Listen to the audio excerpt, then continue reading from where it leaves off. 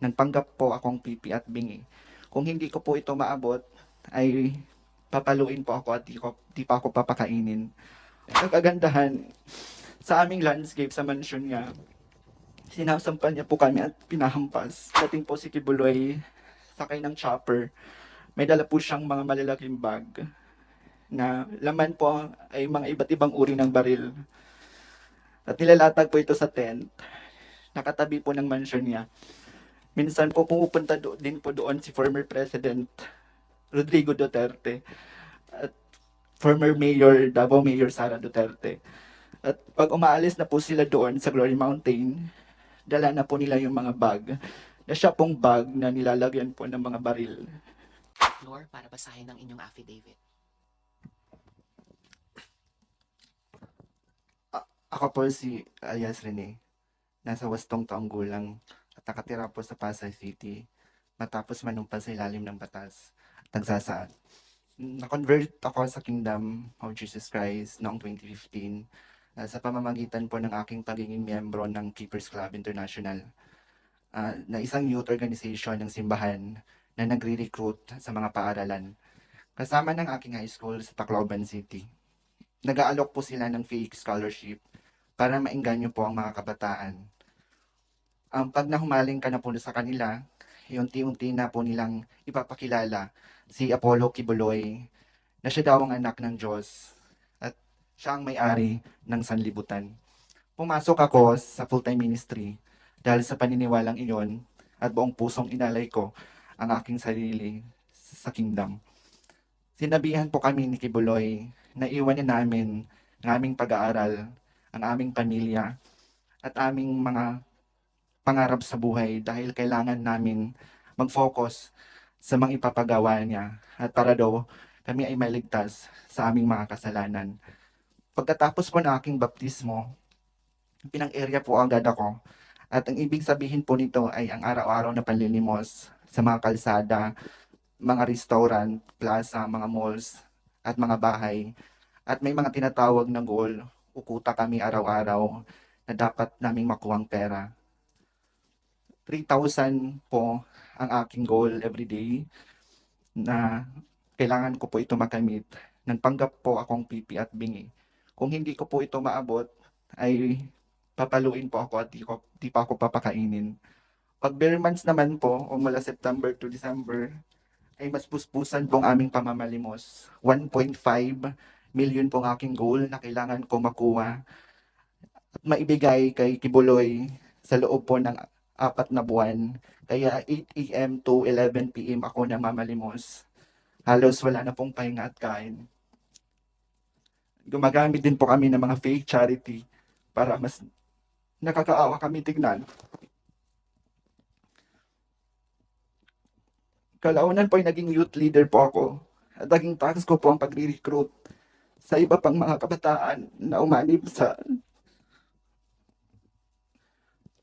po sa simbahan at mamalimos din. Dito na po ako magsimulang magtanong at magduda. Nagigilty po ako na mag-recruit ng iba pang mga kabataan. Gusto ko na pong umuwi sa amin, pero sa isang banda po wala na po ako mapuntahan dahil iniwan ko na po ang pamilya ko. Nung nahalata na nila na po, ako po ay may agam-agam, pinadala po ako sa Central Headquarters sa Davao. Akala ko ay matutupad na ang pangako nila sa akin na pag-aralin sa Jose Maria College. Pero dinala lang pala nila ako sa Glory Mountain, kung saan po dinadala yung mga sanction workers o yung mga hindi nakakakuha po sa mga kuta nila o kailangan ng pagwawasto. Ako po ay naging landscaper ni Kibuloy sa Glory Mountain. At doon ko na po naranasan ang pananakit mismo sa kamay ni Kibuloy. Pag hindi po siya nagagandahan sa aming landscape sa mansyon niya, sinasampan niya po kami at pinahampas. Mga 4 beses ito sa isang linggo. Sa Glory Mountain po, pag dumadating po si Kibuloy, sakay ng chopper, may dala po siyang mga malalaking bag na laman po ay mga iba't ibang uri ng baril.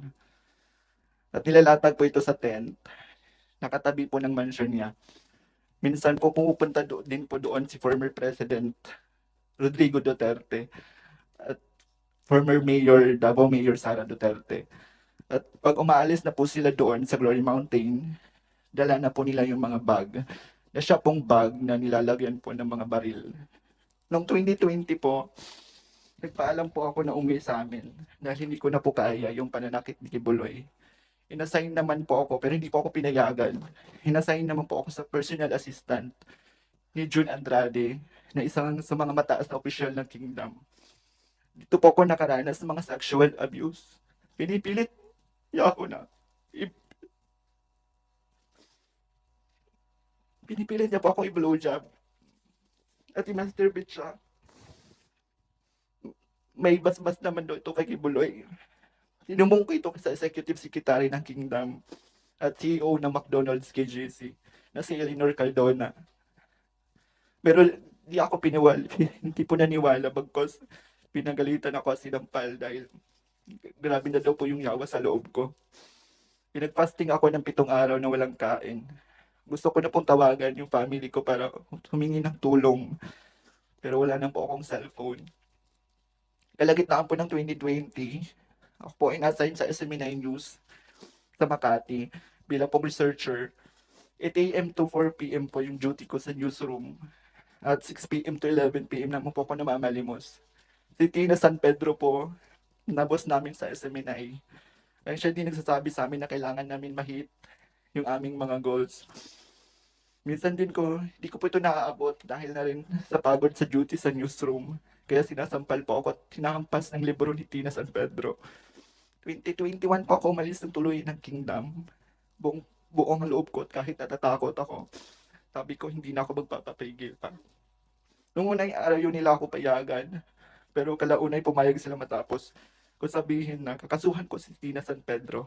Pero bago po ako umalis ng Seminay, kinausap po ako ng Seminay CEO Marlon Rosete na wag daw ako magsasalita tungkol sa Kingdom, anong mga nalalaman ko, especially sa mga nakita ko sa Glory Mountain. Kung hindi, ipapakulong daw ako at mawawala ako dito sa mundo. Nanahimik po ako ng ilang taon. Bit-bit po ang trauma, ang aking mga pinagdaanan. Lalo na po ako ay member ng LGBTQ community. Maraming salamat. Maraming salamat, Elias Rene, sa pagbasa ng iyong affidavit sa aming komite kahit ay napakasakit. Ang sabi mo dito sa inyong affidavit, nung una kang ni-recruit sa Keepers Club International, ang pinangako sa iyo ay mag-aaral ka. Ano po?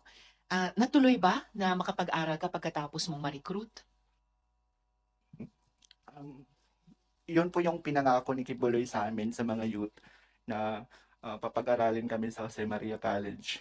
Pero ang sinasabi niya sa amin is kailangan lang namin ma-hit yung mga goal na binibigyan niya sa amin every day at every month na 1.5 million.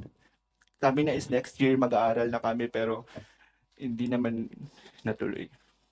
So may kondisyon pala yung pangakong makapag-aral ka at ang kondisyon ay yung goal or yung quota na sabi mong halaga ng perang malilikom araw-araw or tuwing Burr months. Yes po, Madam Chair. So sa makatuwid, pagkatapos mong ma-recruit, hindi ka na nakapag-aral, kundi limos na lang ng limos ang pinagagawa sa iyo. Yes po, Madam. Sabi mo rin, nagbabanggit kayo ng mga NGO na ginagamit nyo para makapaglimos. Nabanggit mo halimbawa, Elias Rene, itong Children's Joy Foundation. Tama ba na ito di umano ay isang orphanage? Yes po, Madam Chair. Kasi every bare months po yung tinatawag na month of blessings. Dito po kami yung goal po namin is mga million po. Tapos pinapagamit po kami ng mga fake charity like Children's Joy Foundation. Pinapasama po sa amin yung mga kabataan age 13 to 16 para po mamalimos.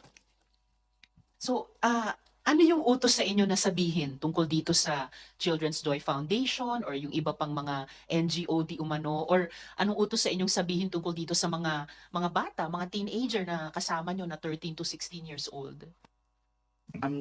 Particular po sa CGF, sinasabi po namin, meron po kami mga binibigay nga letters. Tapos yung nakasaad po is tulong po para sa mga kabataan. Ano-ano yung iba pang mga foundation na bukod dito sa Children's Joy Foundation na kumbaga pinapagamit sa inyo para makapaglimos? Ang Children's Day Foundation po is para sa mga kabataan. Then Handog ng Pagmamahal Association, Alay sa May Kapansanan para po sa mga may kapansanan. At Psalms of David para po sa mga youth. At Philharmonic Orchestra po para sa mga musician at artist. Pwede po bang tanungin sa kay Yusek Dimaporo sa DSWD, pwede po bang i-check ng department kung ito pong Children's Joy Foundation unang-una na ay rehistrado sa inyo at pati na rin po yung ibang binanggit ni Elias Rene, Handog ng Pagmamahal, Alay sa May Kapansanan, Psalms of David at tama ba yung narinig ko? Philippine Philharmonic Orchestra? Philharmonic Orchestra po. Phil Harmonic Orchestra. Philharmonic Orchestra. Mari po bang ma-check Yusek Dimaporo? Yes, Madam Chair, we will check it and provide you a report as soon as possible. Alright, Sukran, Yusek Dimaporo. Harinawa bago ng susunod na hearing po. Salamat po. And ma'am, ano pong liabilities ang pwedeng i-attach sa mga di umanong NGO, nagsasabing orphanage sila, pero in effect, nagiging conduit pala ng human trafficking? I believe, Madam Chair, that these would be referred to the more proper authorities like DILG or even DOJ. In fact, in the last hearing, the notes that we've had, we have forwarded it to the IACAT of the region in Region 11, yung field offices po namin.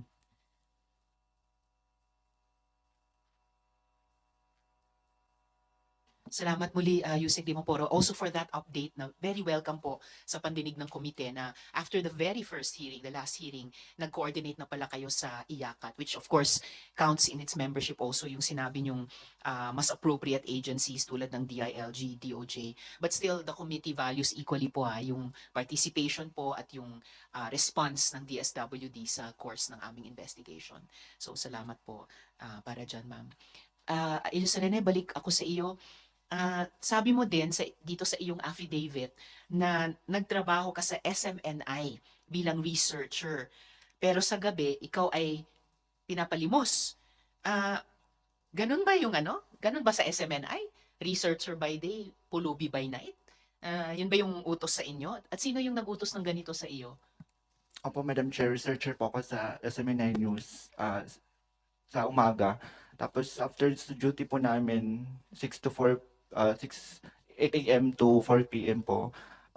After 6 p.m. po kami mag-start ng mamalimos ng gabi. Ito po yung utos pa rin po ito ni Kibuloy na dinadaan po kay SMNI CEO Marlon Rossetti at Department Head ng Propcom na si Tina San Pedro. Si Miss Tina na sinabi mo rin sa affidavit ay sinasaktan ka. Yes po, Madam Chair. Sinasampal po ako ni Tina pag hindi ko po nahihit yung goal every night. Kasi dahil na rin po sa pagod sa duty ko sa newsroom, kaya hindi ko po minsan nahihit yung goal na binibigay niya sa akin. Oo naman. At kahit doon sa duty mo sa newsroom, may sweldo ka ba doon? Sa Seminay po, Madam Chair, wala po ang mga worker po doon sa Seminay. Wala po kaming sahod monthly. Wala po din kaming mga benefit. Yung binibigyan lang po kami ni Kibuloy may tinatawag ng honorarium ng 200 to 300. Pero depende pa din po yun sa mood niya kung magbibigay siya o hindi. At yung honorarium na 200 to 300 na depende sa mood ni Kibuloy, ano yan? Bawat araw, linggo, buwan? Depende po sa mood niya kung magbibigay siya. Pero araw-araw ang pagbigay niya. Hindi. Kung mood niya, depende yung halaga sa mood niya. Once a week po kung Once a week. So, once a week, 200 o 300 pesos, depende pa kung nasa mood siya. So, kung wala kayong sahod, ayun na nga, malamang wala rin kayong benefit. So, wala kayong 13th month pay, wala kayong holiday pay, wala kayong sick leave, wala kayong vacation leave. Tama po ba yun? Yes po, Madam Chair. Wala po kami mga ganon sa SMNA. So malamang, Elias Rene, hindi ka rin kinakaltasan para sa SSS. Wala din po, Walang Madam Chair. PhilHealth, walang pag-ibig. Wala din po. Pumirma ka ba? Bago ka ginawang researcher, di umano sa SMI, pumirma ka ba ng kahit anong contract of employment? Wala po, Madam Chair. Pwede bang matanong ang Dole, Yusek Igargo, sir? Pag yung isang tanggapan, no, whether media station o basta isang tanggapan, pinagtrabahong empleyado ng walang sahod, walang anumang benepisyo, hindi po ba illegal ito? Actually, Madam Chair, illegal talaga po yan. Bawal ang papagtrabahuin mo ang isang tao at hindi mo bigyan ng sahod at mga benepisyo na nararapat ayon sa batas. Salamat, Yusek. At kay Attorney Quintana, ma'am, para sa DOJ, nasabi nga ni Yusek Dimaporo ugnay na kayo and sa loob din ng iyakat. Itong sinasalaysay ni Elias Rene, hindi po ba ito in fact human trafficking? Kasi parang indentured slavery na ito eh. So, lumalabas, SMNI is engaged in human trafficking. Yes, good morning, Madam Chair. Yes, given the set of facts po na present ni alias Rene, maaari po siyang pumasok sa definition ng trafficking in persons under sa law natin, and it may be considered as trafficking for labor exploitation, Madam Chair. Salamat, Attorney Quintana. So, at least dalawang dimensions pala, human trafficking per se, and then trafficking for labor exploitation. So talagang kailangan din talaga yung patuloy na pag-inspect dito, di lamang ng DOJ, pati ng DOLE, kasi kung ano yung aspeto ng maaring matukoy na krimen. And kung maaring engaged in human trafficking ang SMNI, talagang mapapaisip ka, binibigyan ba dapat ang possible or probable human trafficker? Binibigyan ba dapat yan ng franchise, no? But anyway, balik kay Elias Rene, sa tingin mo ba, alam ba ni Kibuloy yung pang-aabuso ni June Andrade? I think, Madam Chair, alam niya po kasi nagsusulat po ako ng letter to Kibuloy through Executive Secretary na si Eleanor Cardona. Pero hindi po ito pinapansin. May confirmation ba mula kay Eleanor Cardona at may confirmation ba mula kay Kibuloy kung natanggap nila ang sulat mo? Pinapatawag lang po ako ng pinapatawa ako ni Eleanor Cardona, tapos fellowship lang ako ng mga Word of God. Yun lang po. So, at least sa pagkaalam mo, natanggap at least ni Eleanor Cardona yung sulat nyo dahil pinapatawag kanya at fellowship kanya. Opo, Madam Chair. Okay.